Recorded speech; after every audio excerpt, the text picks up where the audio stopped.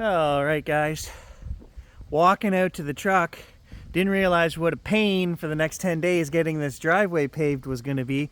I'm parked 300 meters down the road at the neighbors, but we've got the Manticore. I've already got the Legend in the truck.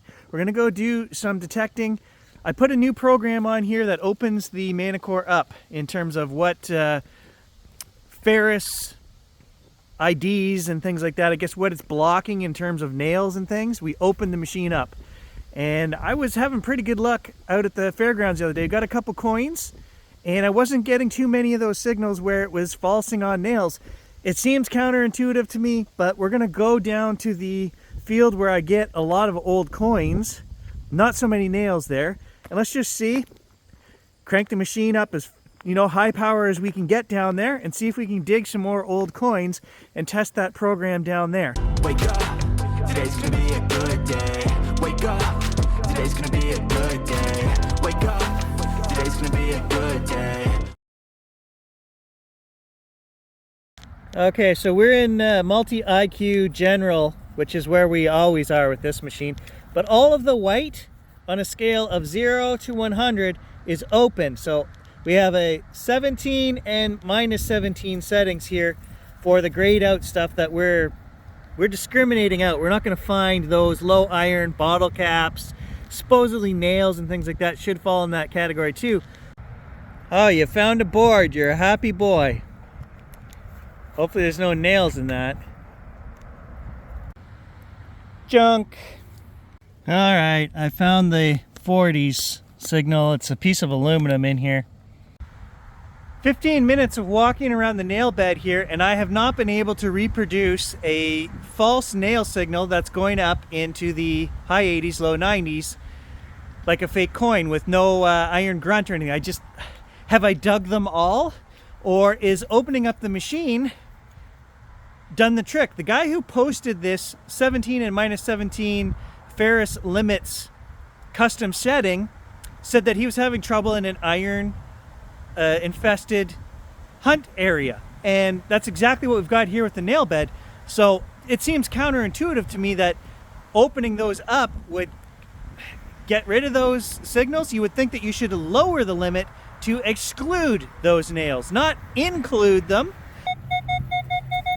They got a screamer here. Yeah, there's George, so it's got to be from the 40s. 1945. Solid 72. Woo! I think we did it, guys. Like 20 holes of junk. I think I have a silver coin. It sure looks like silver. Oh, that's silver for sure. 52. Guys, I haven't even wiped that coin off. Look how clean this came out of the hole. That is in amazing shape. Look at, there isn't even any dirt stuck to it, nothing. Like, geez, if I didn't watch my own channel and film my own channel, I'd say that guy planted that. That's friggin' awesome. Okay, I spent another 15 minutes in the nail bed, guys. I want to tell you about something that I've been hypothesizing and just running, tests on right there without digging any holes. I think I've figured out what's going on with this machine. So this is the 15-inch coil, guys, and when you're swinging this back and forth, you're watching right here. When you hear a signal, you're supposed to be looking right there. That's where you're going to dig. That's where you pinpoint. That's where you find things.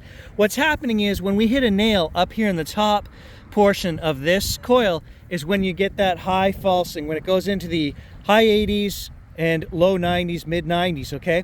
You're swinging, it's giving you a perfect signal. It's not detecting iron off the tip of the coil. So what happens when you switch to a 90 degrees and you move up there where the tip of the coil is and swing this way, you then get your iron signal. So I think that is the entire issue with this machine. Maybe we won't even get that issue if I switch to the smaller coil. I could be wrong, guys, but I just did it 4 times over there, found a nail, swung the tip over the nail, was getting that coin type signal again, and then switched 90 degrees, moved the center of the coil over where the tip was, and it turns into a nail signal on the machine. So I don't know if they can change the settings to fix something, but I think that's in these nasty iron nail areas, guys are getting all these readings. That's why. And with the great big huge coil on here, you're hitting nails all the time as you're moving, all the time. Just the tip of it's hitting a nail. I was having so much fun with this big coil trying to dig old coins this summer that I haven't bothered even trying the 11-inch coil, which is the stock coil for this machine. So I think maybe the next adventure we're gonna swap to the stock coil. Maybe we'll put another 50 hours on the machine with the stock coil and see how that goes. Okay, it's a screamer, pretty solid. Not on the non-ferrous line where a coin should be, but okay, I see shiny. What is it? We're gonna have to clean it off. Okay, so it was in fact a kid's ring, a junker. But you can see there's the clasp that goes together. They were cut to fit together. And it was plated. Oh, actually, in fact, I think it might have been chrome plated. It's very chromey looking. Definitely a kid's ring. Damn, I'm gonna have to change the plan. The city guys were down working at the park where I wanted to go dig. Not just cutting the grass, they were actually inspecting the fences and stuff, and there was a whole crew. We'll just avoid that place for now because they like to tell me you're not allowed to dig here.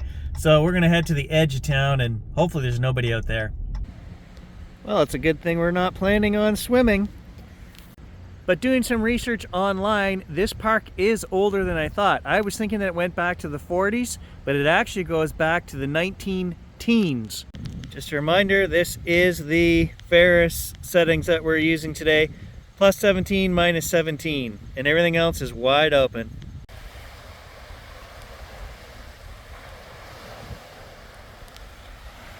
Look at the size of these trees. These were definitely planted back in the 19-teens.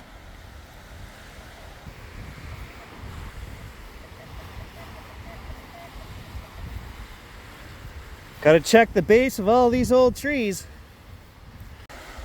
First find of the day is down there under that tree. Not my color or I'd go pick them up. Probably not my size either. Yeah, moving on. Okay, move down closer to the beach. First coin signal. 1966, that's in the right era for silver. Okay, here's another one, 5 inches from the last one. Can you guys see the pigeon on there? That means that's a 1967, so both of these coins were dropped probably back in the 1960s. Hey, I might be able to squeeze into those. Maybe. Tons of coin signals down here, but a lot of trash. Bottle caps, pull tabs, all kinds of stuff. I've got another coin, I think, here. Down there, another 8 inches. I don't know, I think it's a penny. It's still covered in grass. I'm not sure. Let's take a look.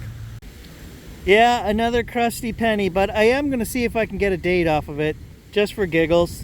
It looks thick. 1962. So we're heading in the right direction. Okay, next hole we actually had 2 in there. The one on the right has the young Queen Elizabeth, so I wasn't sure if it was a 50s or a 60s. But the one on the left says 1964, so I'm going to guess that that is a 60s coin as well. They all seem to be from the 1960s. Just me and the seagulls at the beach today. That's how you know fall is coming.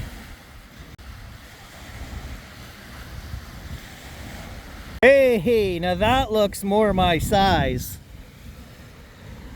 Definitely. A cup. Yep, I could use that. I can figure out how the kid left the water shoes behind, but how do you leave the beach without your bathing suit? Oh, and right next to my new bikini, we might have silver. It sounds really good. Not a silver, 1963. I'm gonna have a whole set of 1960s pennies when I'm done this beach.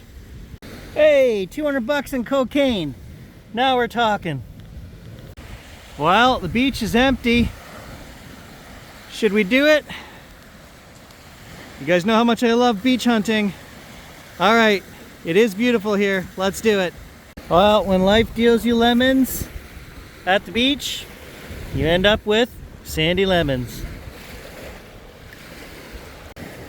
An old 22 casing. That's an odd one for the beach. Jersey Devil tracks right here on the beach. Okay, that just came out of the hole, and that looks like an old piece of chain, like jewelry chain maybe. So we're gonna go back into the hole and see what else is in there. And there it is. It is a butterfly, some kind of bracelet, and that must have been the clasp on the end. But this isn't even metal, it's plastic. So, not a score, but hey, we sleuthed it out and we found it.